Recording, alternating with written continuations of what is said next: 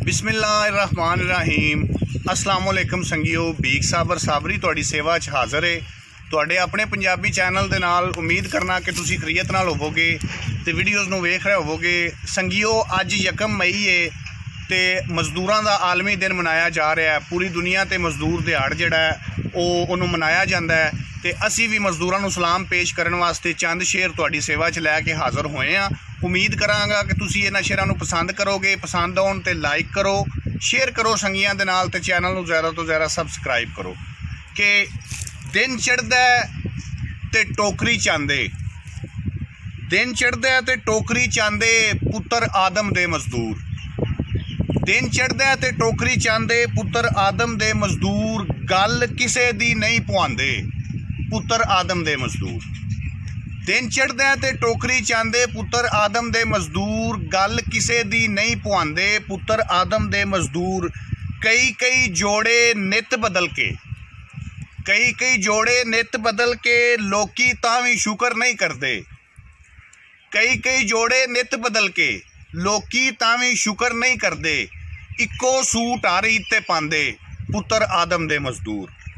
ते रब्बा जद कीड़े दी रोटी खोडे च अपड़ जांदी है, रब्बा जद कीड़े दी रोटी खोडे च अपड़ जांदी है, फिर क्यों भुखे बाल सुआंदे पुत्तर आदम दे मजदूर। रब्बा जद कीड़े दी रोटी खोडे च अपड़ जांदी है, फिर क्यों भुखे बाल सुआंदे पुत्तर आदम दे मजदूर।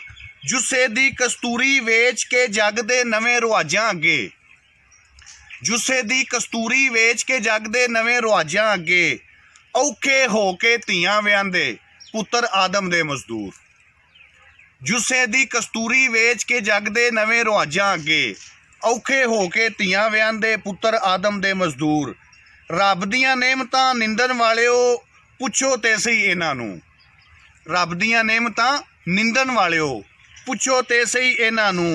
एक वेले दा किंज पकांदे पुत्तर आदम दे मजदूर।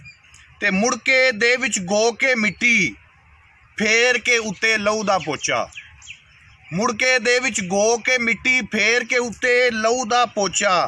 अपनी गुरबत आप लुकांदे पुत्तर आदम दे मजदूर। ते महलां विच गदाओ जेड़े मजदूरां नूं वड़न नहीं देंदे, महलां विच गदाओ जेड़े मजदूरां नूं वड़न नहीं देंदे।